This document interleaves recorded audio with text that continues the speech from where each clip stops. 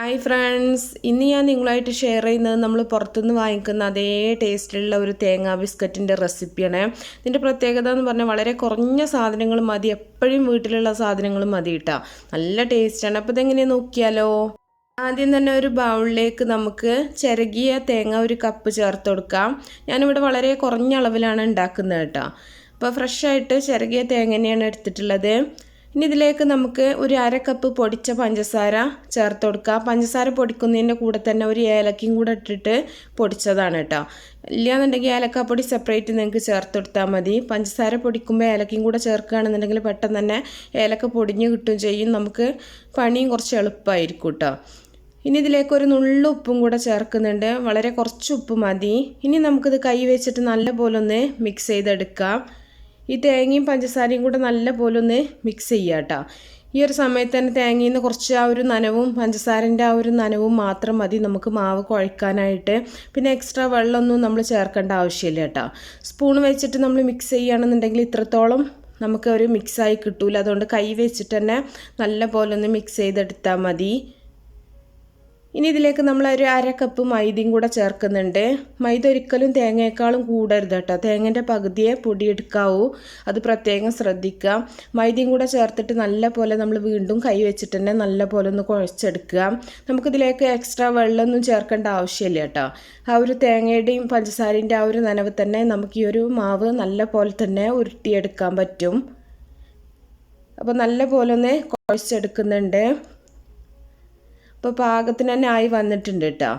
ഇനി നമുക്ക് നമ്മുടെ കയ്യിൽ കുറച്ച് ഓയിലോ നെയ്യോ എന്തെങ്കിലും ഒന്ന് ജസ്റ്റ് ഒന്ന് തടവിയിട്ട് നമുക്കിതൊന്ന് ഷേപ്പ് ചെയ്തെടുക്കാം. ബിസ്ക്കറ്റിൻ്റെ ആ ഒരു ഷേപ്പിലൊന്ന് ഉരുട്ടിയിട്ടൊന്ന് പരത്തിയെടുക്കുക കേട്ടോ. വളരെ കനം കുറച്ചിട്ട് ചെയ്യരുത്, കുറച്ച് കനത്തോട് കൂടി തന്നെ നമ്മളിത് പരത്തിയെടുക്കണം. ഇത് നമ്മൾ ചപ്പാത്തി കല്ലിൽ വെച്ചിട്ട് പരത്തി അങ്ങനെയൊന്നും ചെയ്യേണ്ട ആവശ്യമില്ല. നമ്മുടെ കയ്യിൽ വെച്ചിട്ടൊന്ന് ജസ്റ്റ് ഇതുപോലെ ഒന്ന് പ്രസ് ചെയ്തെടുത്താൽ മതി.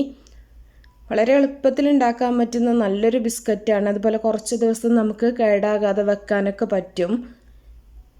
ഇനി ഇതിൻ്റെ മുകളിൽ ഒരു ചെറിയുടെ ഒരു പീസും കൂടെ വെച്ച് കൊടുക്കുന്നുണ്ട്. ചെറി വേണം നിർബന്ധമൊന്നുമില്ല കേട്ടോ. നിങ്ങൾക്ക് ചെറി കയ്യിലില്ല എന്നുണ്ടെങ്കിൽ ഇതുപോലെ അങ്ങോട്ട് ഫ്രൈ ചെയ്തെടുത്താൽ മതി. ഇല്ലെങ്കിൽ എന്തെങ്കിലും നട്ട്സ് വെച്ച് കൊടുത്താലും മതി കേട്ടോ. അപ്പോൾ ബാക്കിയെല്ലാം നമുക്ക് ഇതുപോലെ തന്നെ ചെയ്തെടുക്കാം. അപ്പോൾ ഞാൻ ചെറിയുള്ളത് കാരണം ചെറിയുടെ ഒരു പീസും കൂടെ വെച്ചിട്ടുണ്ട്. മുഴുവനായിട്ടുള്ള ചെറിയാണെങ്കിൽ മുഴുവനായിട്ടുള്ള ചെറി വെച്ച് കൊടുത്താൽ മതി. ഇപ്പോൾ ഈ ഒരു അളവിന് ഒരു 4 ബിസ്ക്കറ്റാണ് നമുക്ക് ഉണ്ടാക്കിയെടുക്കാൻ പറ്റിയിട്ടുള്ളൂ കേട്ടോ.